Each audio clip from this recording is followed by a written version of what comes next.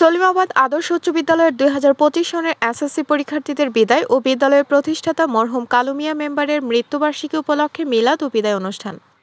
বাঞ্ছারামপুর থেকে আলমগীর হোসেন সংবাদ শিরোনাম নিয়ে সাথে আছেন আকলিমা রশিদ ডালি। কসবা টিভির ডেস্ক রিপোর্ট। কসবা টিভি, হৃদয়ে বাংলা। এখন বিস্তারিত জানাচ্ছেন আফরোজা রশিদ ডালি। সলিমাবাদ আদর্শ উচ্চ বিদ্যালয়ের ২০২৫ সনের এসএসসি পরীক্ষার্থীদের বিদায় ও বিদ্যালয়ের প্রতিষ্ঠাতা মরহুম কালু মিয়া মেম্বারের মৃত্যুবার্ষিকী উপলক্ষে মিলাদ ও বিদায় অনুষ্ঠান অনুষ্ঠিত হয়েছে। সলিমাবাদ আদর্শ উচ্চ বিদ্যালয়ের প্রধান শিক্ষক মোহাম্মদ হুমায়ুন কবিরের সভাপতিত্বে ও সহকারী শিক্ষক মোহাম্মদ গিয়াসউদ্দিনের সঞ্চালনায় প্রধান অতিথি ছিলেন বিদ্যালয়ের প্রতিষ্ঠাতার ছেলে ও সলিমাবাদ আদর্শ উচ্চ বিদ্যালয়ের সভাপতি মোহাম্মদ আশিকুর রহমান।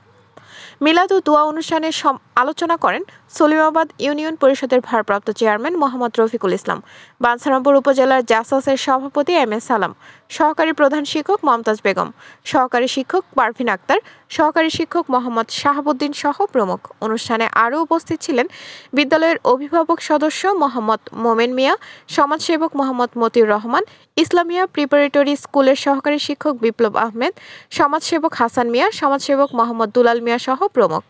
সপ্তম শ্রেণীর ছাত্র সৌরভ আহমেদের কোরআন তেলাওয়াতের মাধ্যমে অনুষ্ঠানের কার্যক্রম শুরু হয়। পরীক্ষার্থী মারিয়া আক্তার সকল শিক্ষার্থীদের কাছ থেকে বিদায় নেয়। সবশেষে ২০২৫ সনের পরীক্ষার্থীদের জন্য ও মরহুম কালু মিয়া মেম্বার সাহেবের আত্মার মাগফিরাত কামনা করে দোয়া পরিচালনা করেন মাওলানা মোহাম্মদ রিফাত।